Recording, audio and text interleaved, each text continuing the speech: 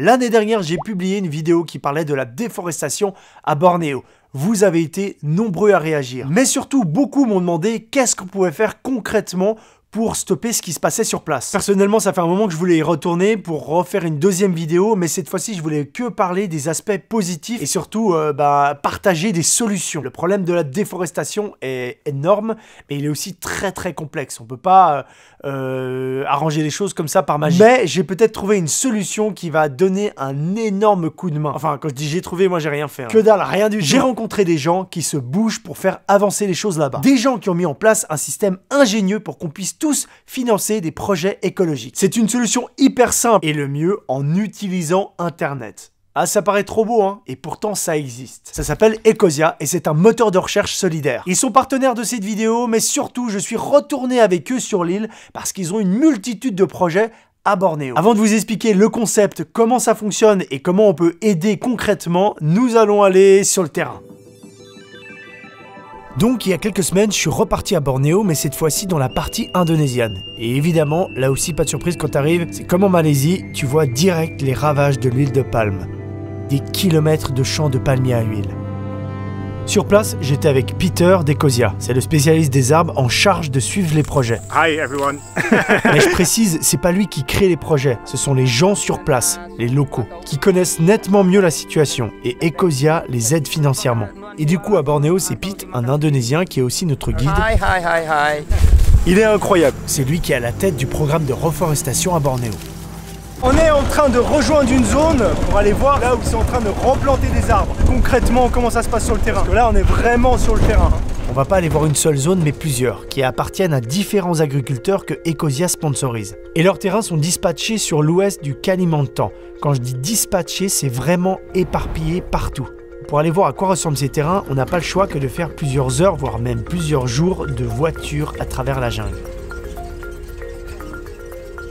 Rouler ou traverser des rivières et quand c'est pas possible d'y aller en voiture, y aller à pied. Au montage, je vous épargne les nombreuses grosses galères de voitures bloquées, même si c'est super épique et marrant. La voiture, elle passe pas. La route est trop défoncée. Yeah! C'est bon!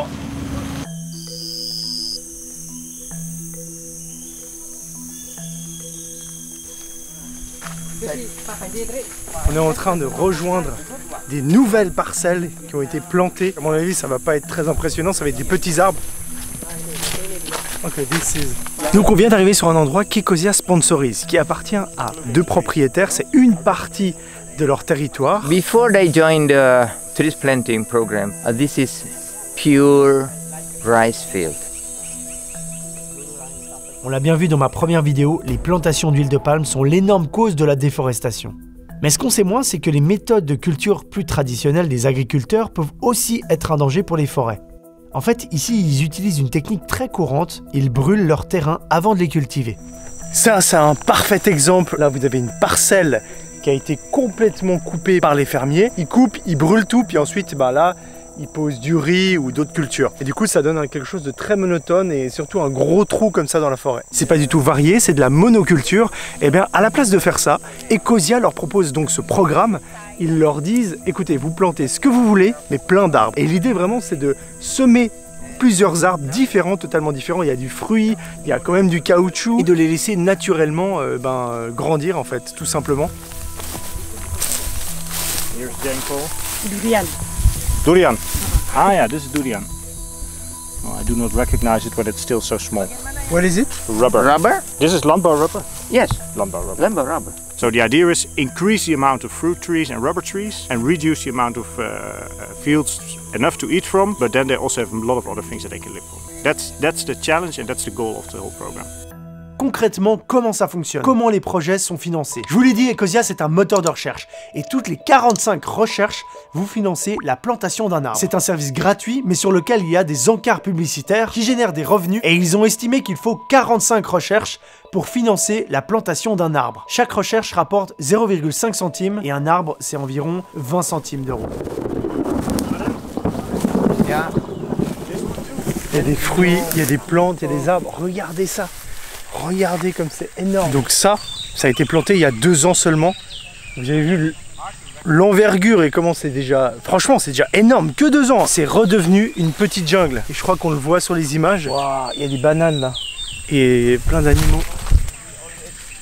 Si on compare ce qu'on a vu hier à aujourd'hui, c'est quand même très bon signe. En fait, ce qui est super intéressant avec ce procédé, c'est qu'ils mettent plein d'espèces différentes. Il y a des fruits, il y a plein d'arbres complètement différents, un peu comme la permaculture, c'est-à-dire qu'ils laissent faire complètement la nature. Ça devient un énorme bordel, mais c'est naturel. Les espèces, elles poussent comme elles veulent. Et ça leur donne plein de richesses qu'ils peuvent vendre ou consommer. Ça, c'est bien pour la partie humaine, pour l'être humain.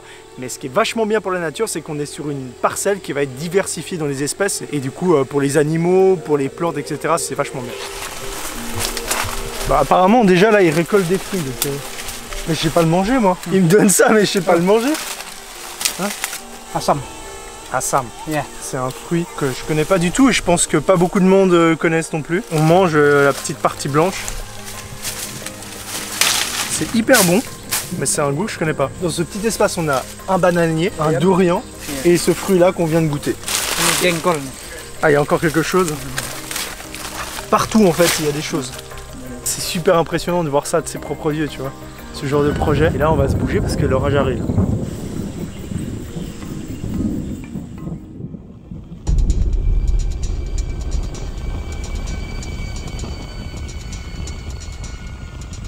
On est dans une zone un peu compliquée, un peu tendue, il faut qu'on se dépêche. On peut pas faire long, on peut pas s'arrêter. Il y a même des tours de garde pour surveiller le site. On est en train de traverser une énorme zone complètement déforestée avec dessus des palmiers à huile plantés.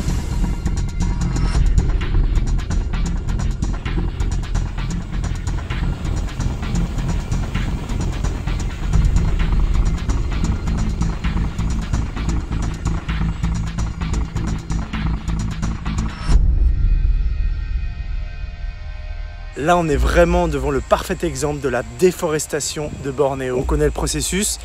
Ils viennent prendre les arbres qui sont très précieux pour laisser place à rien du tout. Voilà, c'est tout pourri. Et ensuite, ils viennent planter les jeunes palmiers à huile. Là, il y en a un à côté de moi. Et dans quelques années, tout ça derrière moi, ça va devenir un champ de palmiers à huile. Vous pouvez pas combattre directement en fait l'industrie de l'huile de palme, c'est beaucoup trop gros. I mean, the palm oil industry is very big. You know, there's a lot of money involved. There's a few people and a few companies making a lot of money on that. We try to make our users conscious of palm oil. So we do campaigning on Ecosia. Be careful, but we cannot buy a palm oil company and then cut down all the trees. We don't have so much money and it doesn't make sense because it will not change the demand for palm oil. So the people in the West, they have to understand in Europe and in the US, every time I use palm oil, I'm destructing forest. So that's what we do with campaigns. And on the other hand, we work with the people here to make what they have more valuable, so it's less interesting to them to actually sell.